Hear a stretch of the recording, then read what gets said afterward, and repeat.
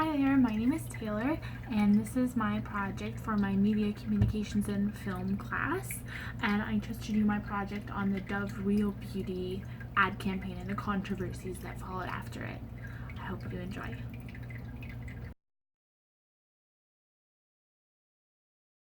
In our Western modern developed society, there has become a very small standard of what it is to be a woman and what beauty for women looks like in advertising and media. But Dove has decided it wants to change this standard and become more progressive, so it's developed its Dove Real Beauty ad campaign. But the problem with this campaign is that it still shows a lot of these standards in its advertisements. So it still shows the idea that women are the problem. It still shows these standards of femininity that women are supposed to adhere to, and there's a lack of diversity in body types as well represented in these ads. So even though on the surface the reading of these Dove's ad may be progressive, underneath all that you can still see these underlying ingrained messages and standards in these advertisements. One of the most heavily talked about and viewed ads from this campaign is the Dove Real Beauty Sketches video ad, in which a former FBI forensic sketch artist sits on one side of the curtain and draws from description a woman's face. So the woman sits on the one side of the curtain and she describes her hair and her eyes from how she views them. Then once this sketch is complete, another woman will come in and describe the first woman from how she sees her. Then, after the sketch is done, the two are compared, and the first woman realizes that she's been much more critical of her own image than of how people really have seen her. The denotative or explicit and referential meaning that Dove wants you to take from this ad is that we don't need to be so critical of ourselves, and that we are much more beautiful than we give ourselves credit for. All of us women, we really need to reevaluate what we see as beautiful. But as with anything, the indeterminacy of representation means that there is another meaning that can be pulled from this ad. One could say that one of these meanings is that this ad reinforces an ideology that physical beauty is how we should be measuring women, that it's not based on their personality or their beliefs or their interests and values, but physically how beautiful we see them as.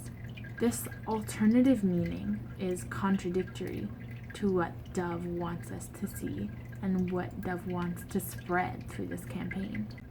We also use smiling as a signifier of a variety of concepts, including health, happiness, wellness, fulfillment, depending on the person that's interpreting the ad. So if we examine this as a sign, then the smiling would be the signifier, while the signified would be the concept itself, such as the happiness, the wellness, etc. Because of this variety and polysemy in what something can mean, there becomes an indeterminacy in what the smile itself is representing. Dove wants us to use the preferred reading, which is that the smile is representing that the woman feels supported, that now she can really deal with this issue that she's having, that she's being overly critical of herself, and she can learn to realize her real beauty. But an alternative way that we can view this is that she's smiling because she's happy that she's more physically beautiful than she thought she was. Because this is what carries value, and this is what determines her worth in society. To come back to the end of the advertisement here, there's a female voice that talks about how as women we spend too much time worrying about our physical appearance and what we don't like about ourselves, and that we need to change our focus to focus on the positives instead. This statement can be interpreted to mean that women are naturally very critical of themselves and doesn't take into consideration the structures ingrained in our society that have placed those expectations upon women. I myself was not born with insecurities. Those have been placed upon me by society and by how we function. The visual medium that advertising often presents itself in allows for the encoding and perpetuation of these visual or physical standards and ideals that women need to look a certain way. Physical beauty has become a signifier, while value or worth has become a signified. These messages by the Dove campaign can be interpreted as reinforcing this sign rather than demolishing it as originally intended. Dove's key message from the Real Beauty campaign, that real beauty is more than just what we see in advertising, is therefore also saying that real beauty doesn't adhere to the standards of femininity that we also see in mainstream media and advertising. Even though this is Dove's message, there's a lack of this representation shown in the ads. One specific example of this is the lack of tomboy or more androgynous styles seen in this ad. More and more in our Western society, women are seen taking on more traditionally masculine hair or clothing choices, something not really represented in cosmetics advertising. For example, in the Real Beauty Sketches ad that was mentioned earlier, almost all of the women are wearing a combination of jewelry, mascara, they have long hair, and their skin is miraculously clear, like they're wearing foundation and makeup. These are the same visual choices made in other cosmetic ads and do not show enough change to not be considered part of the same stereotypical feminine style. Additionally, Dove upholds another key behavior associated with traditional standards of beauty and femininity, the ritualistic shaving of body hair, whether that be legs, armpits, face, basically anywhere on the female body is free game. Shaving can take on polysemic qualities, having multiple concepts of meaning connected to one idea. For example, while Dove may be attempting to use the signifier of shaving and bare legs to demonstrate cleanliness, it can also be interpreted as adherence to the social standard of women being required to have bare legs. If the consumers of this ad have a background that leans more towards the second of these, then they are more likely to interpret this ad as such, and therefore not as the message that Dove is intending. Dove ads also show some of the same subordinate posturing seen in mainstream media. In a 2009 documentary called The Codes of Gender, Identity and Performance in Pop Culture, poses such as head tilts, knee bends, and self-touches are indicators in an advertisement that the woman in the ad is delicate, innocent, and ungrounded, leading to the overarching message of submission. In this Dove ad, we can see that the female model is pictured touching her leg as well as with her shoulder pulled in, as if to protect herself. She is also turned to the side, away from the camera, with her head tilted over her shoulder and a bashful knee bend, making her body off-center and unstable. This posing of models in this campaign is the same as what is stereotypically shown to represent women in advertising, and therefore does not align with Dove's message of beauty being much wider than what is typically shown in the media. While the Dove Real Beauty campaign advocates for more diversity in race, age, body type, and many other factors in what we are seeing in advertising in order to show more real beauty, their ads do not reflect this diversity that they're preaching. While the ad talks of women embracing their beauty and how everyone is beautiful, this ad only shows a very narrow view of the different body types women can have. The ad, featuring women all looking under 40, shows only taller, skinnier body types. By doing this, the ad is only encoding a specific body type, and if the receiver, for example, has a different body type, then the ad will most likely not be interpreted as showing diversity and support for this person's beauty, but rather as narrow-minded due to the audience member's context.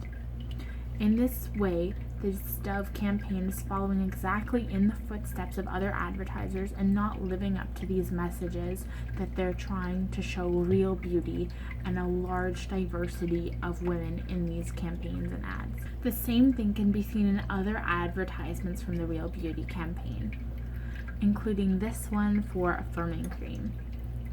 While the preferred reading of this advertisement is meant to play upon intertextuality, having the models in the ad laughing and having fun, in contrast to other cosmetic ads that have the models holding serious and dazed expressions, as well as using the slight variation in skin tone meant to illustrate diversity.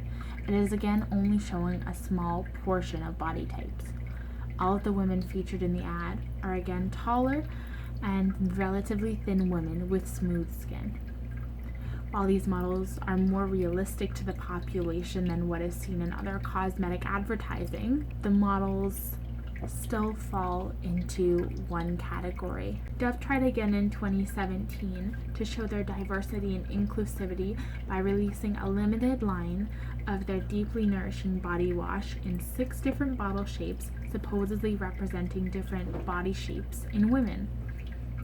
Some of these are thinner and taller, while some are shorter and rounder, and some in between.